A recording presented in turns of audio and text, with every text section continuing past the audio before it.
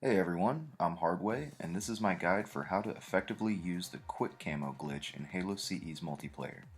I've included a handful of other commonly used glitches that I've linked in the description below, but the core of the video will focus on how to use Quick Camo well. Quick Camo is the practice of using different weapons to return to a fully cloaked state much faster than normal. This trick gives players a reason to drop their pistol and keep their assault rifle, and creates interesting risk versus reward gameplay. When used properly, it can empower the camo player to an almost untouchable degree.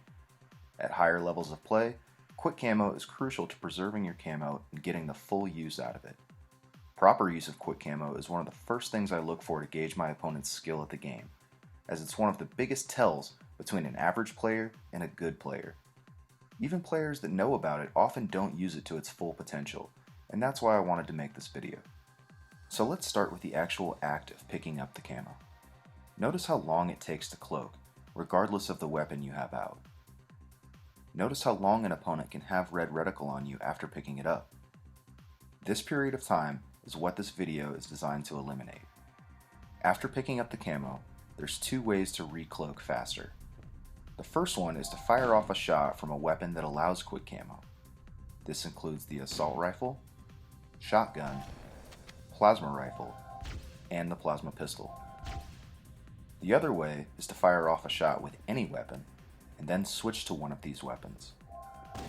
This can be critical for helping you escape, particularly on Hang 'em High, Damnation, Derelict, Battle Creek, and Prisoner. However, note that you don't always want to quit camo off the grab, particularly when you know you're unseen, which is common on Chill Out and Rat Race. The single shot fired will alert the other team that you have camo, and you will have needlessly given them undeserved information. Conversely, this can allow for mind games by firing off a shot when you don't have camo. On maps like Battle Creek, sometimes hearing that shot without line of sight will cause players to forfeit the camo and settle for OS, even if you don't have the camo yet. Other times, like on Chill Out, you could pretend to pick up the camo and fire off the shot well after your partner has already grabbed it, making it much harder for the enemy to predict where the camo player is. The grab is just a small part of using quick camo though, but sadly, that is the extent to which a lot of players ever use it. The most underrated aspect of quick camo is when you're just using your pistol. Being able to fire off a couple of shots on a full shield player and quickly disappear before they can turn and shoot back is a severely underutilized tactic.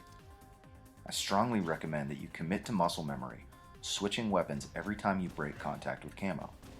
This will allow you to get the full 45 seconds out of your camo much more often, and give you several more first shots in battles every single time you have it. The last use of quick camo is when you are using it with power weapons. If you have camo and go to pick up rockets or sniper, it's usually a better idea to trade your pistol instead of your assault rifle, so you can quick camo with your power weapon. This will allow you to be much less picky about your shot choice, as you can often get away if people see you when you light yourself. Without quick camo, your camo is only buying you first shot, and that's it. It's not helping you get away, it's not helping you get several first shots. When you have quick camo with a power weapon, you can dissect a team one guy at a time, even if they know where you are.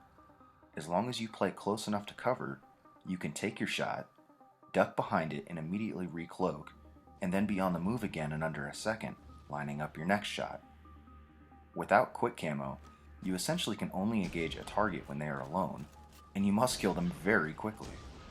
Quick camo affords you the massive luxury of quick follow-up shots, but it is a fleeting luxury.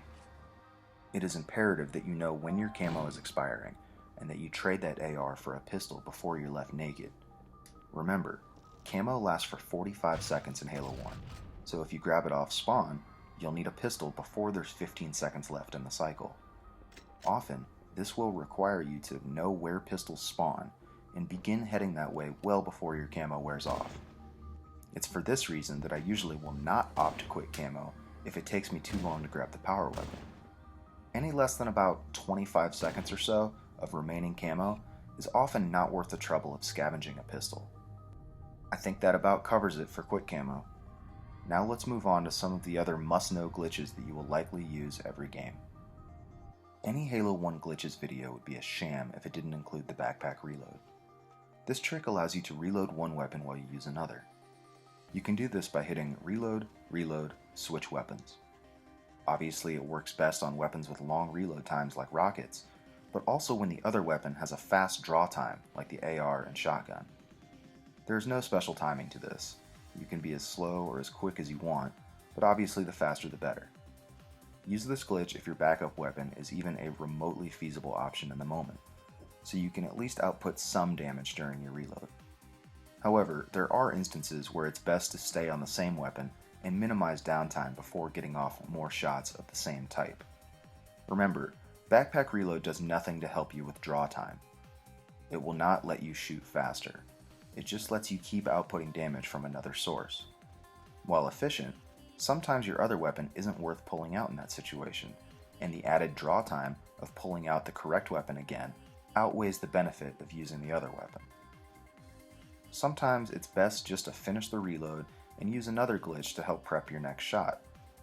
This is very common in cross-map battles on Hang 'em High, where it's crucial you keep your damage per second with your pistol up, and pulling out your assault rifle would be worthless.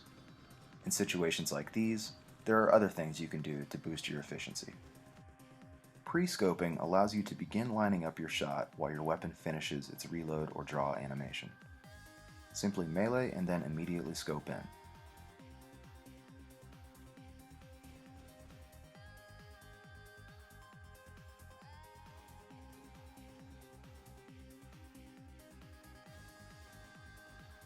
Pre-scoping can help you acquire your target faster with any of the scopable weapons, but it's less useful on the pistol and more useful on the sniper rifle, due to its effects on reload time.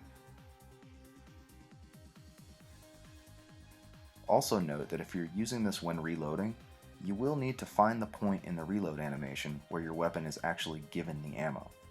Trying to pre-scope at the beginning of your reload will leave your weapon empty, so play around with the animations to find the soonest possible moment you can get away with this while still receiving the ammo. For example, on the pistol, it's as soon as your hand re-enters the picture holding the new magazine. After playing around with this, I debunked a hunch I had. I thought reload, reload, grenade would let you throw a grenade while reloading, but this isn't really true. It's still an efficient practice, but you're not actually shaving much time off the process. What this does allow you to do is follow up your shots with a grenade and immediately enter the reload animation, bypassing the throw recovery animation. Your actual reload time is unaffected. You can also kill the throw recovery animation manually by hitting grenade reload. Reload, reload, grenade just kind of cues it up for you. Hitting reload twice is a good idea anyways, because it allows for the option of the backpack reload too. Hitting reload twice is good muscle memory to develop, because there's really no reason to ever not do it. Grenades function the same way melees do, in that once you hit that point of no return in your reload, you can throw your grenade instead of waiting for your reload animation to completely finish, just like with pre-scoping. Again, this won't help you shoot faster, but it will help you output damage faster, technically. This isn't so much a useful trick as it is just something you should be aware of. If you are no shields when you pick up the OS, your shield won't flare when you get shot.